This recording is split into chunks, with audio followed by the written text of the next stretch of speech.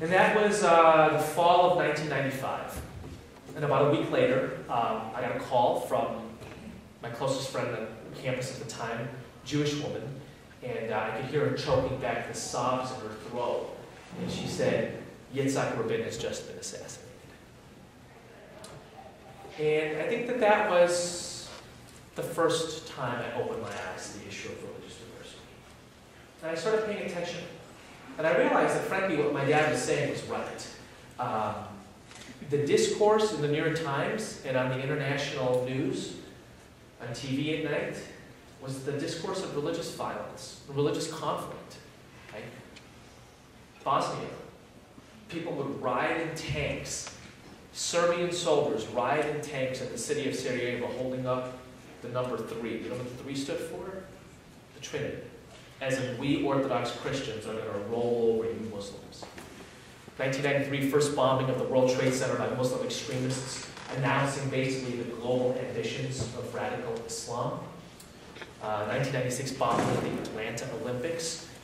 Christian white supremacist named Eric Rudolph was the person who sets off that bomb. A couple of years later, Hindu Nationalist Party and the BJP gets elected in India. One of their first moves is to detonate a nuclear test, which they call the Hindu bomb. Pakistan, not long afterwards, responds with a nuclear test that they call the Muslim bomb. That same year, if I'm not mistaken, 1998, a young man who actually, I think, attended the University of Illinois, like Eric Rudolph, got caught up in a white supremacist Christian movement called the World Church of the Creator, goes on a shooting spree in the name of that perverse religious ideology, shoots African Americans, Jews, and Asian Americans in Chicago, in Champaign, and in Bloomington. In the mid-1990s, Samuel Huntington, political scientist at Harvard, writes what becomes the second most widely read foreign affairs article in the history of that magazine after the article that defined the containment doctrine for the Cold War. It's called The Clash of Civilizations. Huntington says that the next world order after the fall of the Soviet Union will be defined by people from different religious communities regathering into religious civilizations, and those civilizations being in inevitable conflict. He ends the book by basically saying, the Muslims are coming, Islam has bloody borders, and if the West seeks to win, you better sharpen your sword.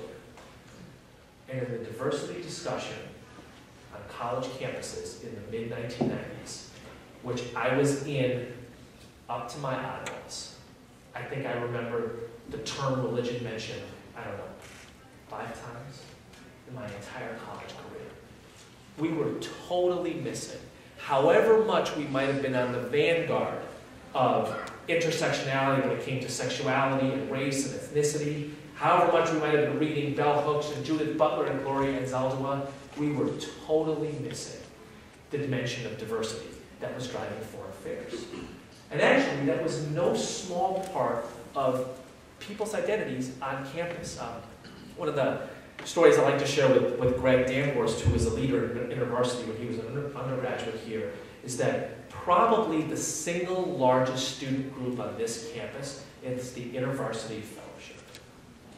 My guess is somewhere between, 5,000 and 7,000 students, all told, between undergrads and grads. Is that relative? No? I just make up numbers, you know. We qualitative sociologists. InterVarsity Christian Fellowship is probably the largest student group on many college campuses across the country.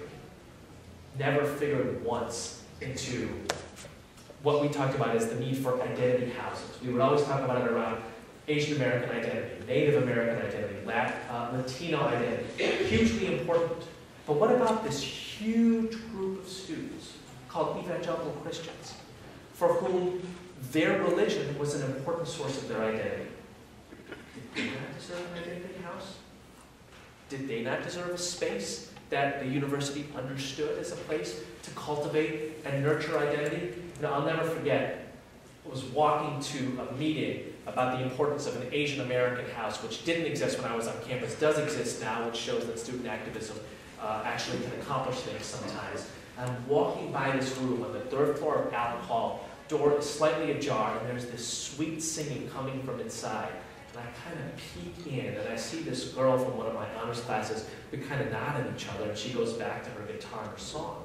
And And I asked her the next day in class what that was all about. And she's like, it's my Christian song circle. I thought to myself, you know, I saw that twice a week for 2 years, and I never asked about it. I was too busy heading to the race identity meeting or the ethnicity identity meeting. Certainly significant, but if those sources of identity matter, why shouldn't this source of identity matter?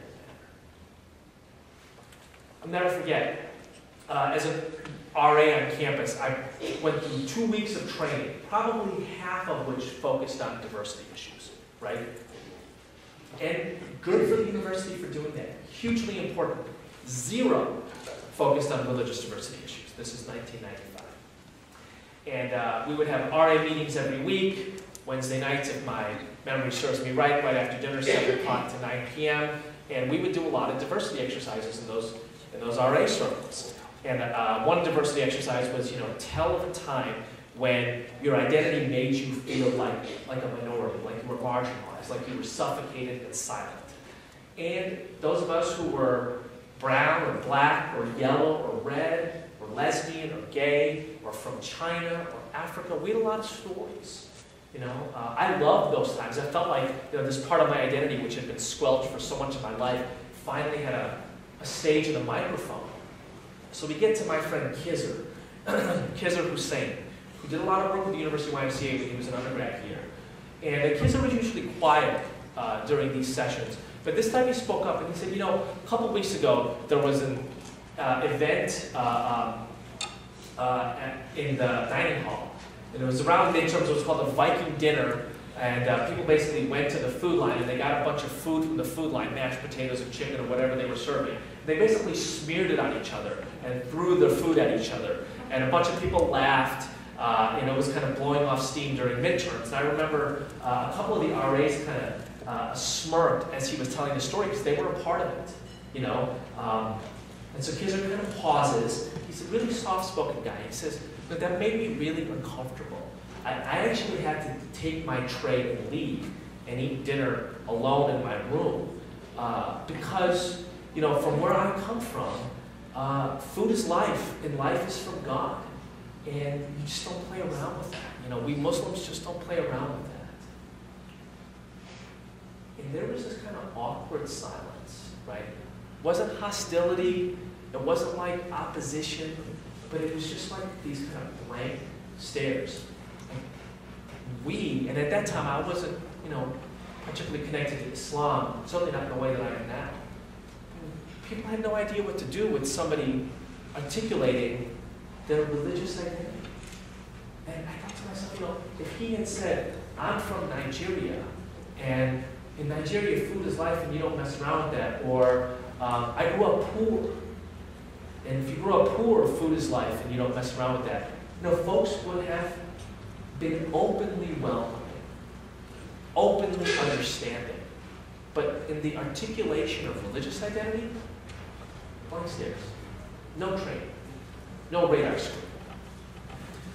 My dad was right. You know, it was, in many ways, religious identity issues and religious diversity issues that were driving the headlines in the 1990s. And if you look back in the 1990s, those headlines add up to a story of religious conflict. But it was also a key part of the lives of students, of staff and faculty, right? And again, not talked about.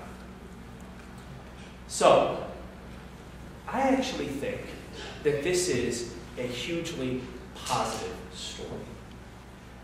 Just as what the Rodney King beating and its aftermath showed is that we have a long way to go when it comes to race issues in America.